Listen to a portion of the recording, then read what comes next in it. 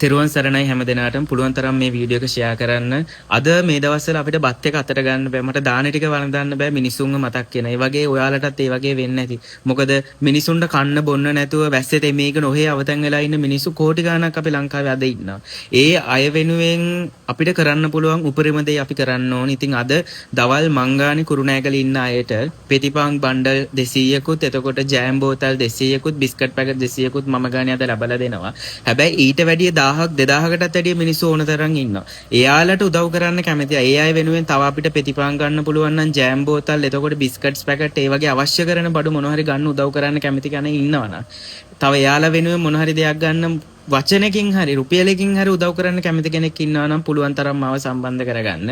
මේ දෙන 7-5ක්වත් මම ගන්නෙත් නෑ. ඒක හොඳට මතක තියාගන්න. අන්තිමේදීම ඒ දේවල් වලින් මොනවද කරේ කියන එකත් ඔයාලට විනිවිදභාවය පෙන්නනවා. අපි කරපු හොඳ නරක දෙක විතරයි අපි අරගෙන